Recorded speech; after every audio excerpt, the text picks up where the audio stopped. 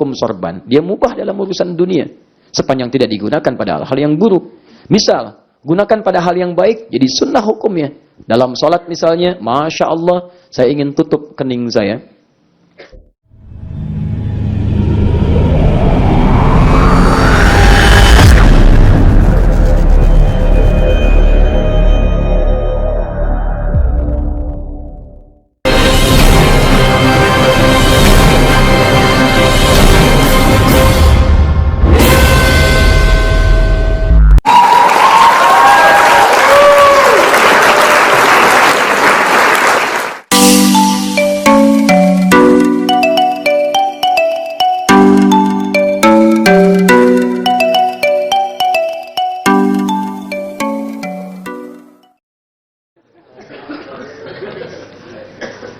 Bagaimana hukum tentang hukum sorban?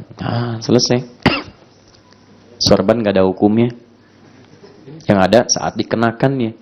Jadi benda itu tidak ada hukum. Hukum itu melekat pada perbuatan. Disebut dengan taklif. Orangnya disebut dengan mukallaf.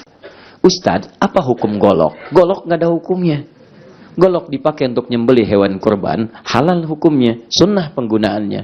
Ya, maaf, golok digunakan untuk menodong orang. Masbuk kamu kemarin. Angkat tangan aja. Ya, baik, misal, itu hukumnya salah, hukumnya di situ. Perbuatannya salah, dosa dia, haram hukumnya. Maka penggunaannya haram. Makanya saya tidak sepakat dengan uang haram. Perbuatannya yang haram. Uangnya belum bisa digunakan, tapi status uang itu bukan berarti haram. Perbuatannya yang haram menjadikan benda itu tidak bisa digunakan. Harus dialihkan pada yang halal baru digunakan lagi. Jelas ya? Itu uang haram, bakar saja. Bukan. Perbaiki perbuatannya, statusnya berubah jadi lebih baik. Apa hukum sorban? Dia mubah dalam urusan dunia. Sepanjang tidak digunakan pada hal yang buruk. Misal, gunakan pada hal yang baik, jadi sunnah hukumnya. Dalam sholat misalnya, Masya Allah, saya ingin tutup kening saya. Yang tertutup oleh rambutnya saya tutup. Supaya keningnya bisa terbuka, sujudnya sempurna. Maka ketika digunakan itu untuk melilit bagian kepala, menutupi rambut, lilit misalnya, maka berubahlah itu menjadi imamah. Imamah banyak di masa Nabi. Banyak menggunakan itu. Maka Nabi punya imamah. Ikatkan oleh beliau di kepalanya. Itu sorban diikatkan ke atasnya. Sunnah hukumnya. Dipakai dalam sholat. Ditiru oleh para ulama selainnya setelah itu. Muncul kemudian. Ada Pangeran Diponegoro. Ada Imam Bonjol. Ada macam-macam. Ya, sekarang bagian dari ustadz-ustadz kita. Ada Agim. Ada Ustadz Tengku Zulkarnain dan sebagainya. Dipakai. Itu nggak ada masalah. Sah hukumnya. Boleh. Mau dipakai menutupi, pakai sholat sah untuk menutup bagian rambut supaya tidak menutupi keningnya. Kata Nabi, hanya orang sombong. Allah tidak menyukai orang sujud dalam keadaan sombong seperti mengipaskan rambutnya saat sujud. Karena tidak punya penutup. Dia senangnya pakai imamah, sorban dibelitkan. Tidak sekedar pakai peci, boleh. Karena khawatir ketika sujud, keningnya nggak nempel. Kata Ibnu Abbas, umirna an nasjuda ala sab'ati a'dhamin. Kami diperintahkan sujud pada 7 anggota badan. 1, jabhah, kening. Jadi kalau terhalang dengan rambutnya itu jangan dikibaskan. Kata Nabi, Allah tidak menyukai orang sujud yang sombong dengan mengibaskan rambut. Begitu mau sujud, tidak. Sibuk dia dengan itu. Tutup. Pakai.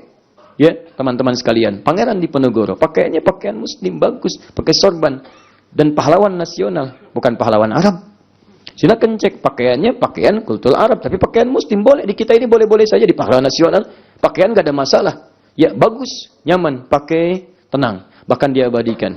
Ada Undip, ya, Universitas Diponegoro. Jadi nama universitas. Konon katanya Unpad, sama, ya, Universitas Pangeran Diponegoro. Baik. Pajajaran. Ya, 2 orang iseng bertemu. Kuliah di mana? Undip. Sama dengan saya dong. Antum apa? Unpad. Beda.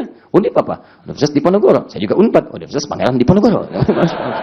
Unpad Pajajaran. Nah, teman-teman, boleh kemudian pakai di sini sah. Boleh kemudian gunakan misalnya di bagian tertentu, ada yang digunakan di sini, boleh silakan, nggak ada masalah. Begitu dikenakan misalnya untuk memberikan kenyamanan dalam ibadah, apa hadisnya? Banyak, bahkan ayatnya ada untuk menggunakan perhiasan terbaik dalam sholat. Quran surah ke-7 ayat 31. Ya bani Adam khudhu zinatakum 'inda kulli masjid. Hei anak cucu Adam, gunakan pakaian terbaikmu ketika ada panggilan dari masjid. Maka setiap yang terbaik boleh digunakan. Wah, itu kan bid'ah, nggak ada masa Nabi. Nggak ada juga masa Nabi sarung dibulat-balik di sini. Nggak ada masa Nabi jaket pakaian antum itu. Bahkan antum dari ujung rambut sampai ujung kaki itu nggak ada di masa Nabi. Antum bid'ah itu.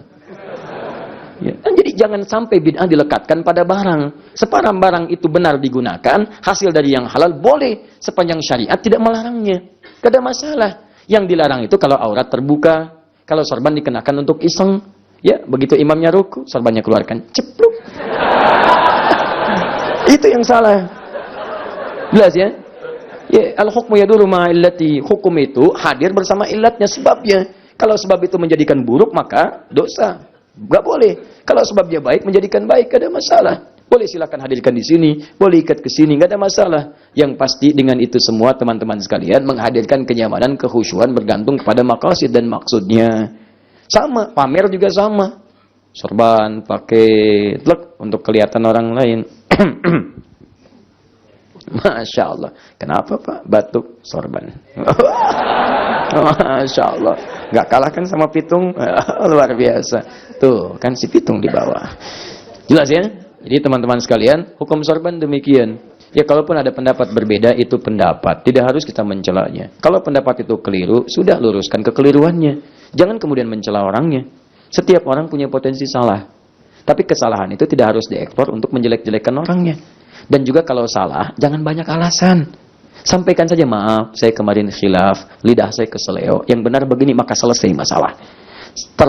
Terlampau antum banyak berkelit, maka menambah persoalan nantinya. Selesai. Jadi guru punya adab, murid pun harus punya adab. Guru berakhlak, murid berakhlak. Ketika guru salah, katakan, maaf, saya keliru.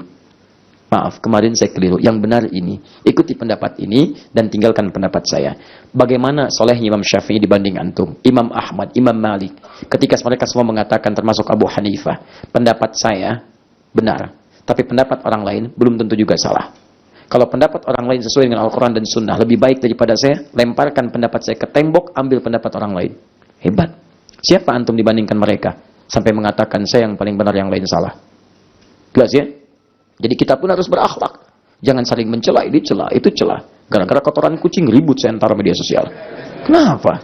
Gara-gara sorban rame orang tuduh sana sini. Kenapa sih? Antum nggak capek saling mencela? Nggak capek berselisih? Hebat antum tiap hari cari kesalahan orang lain. Ngapain? Nggak ada kerjaan. Ngapain? Antum tuh manusia. Antum manusia, sepanjang manusia pasti salah.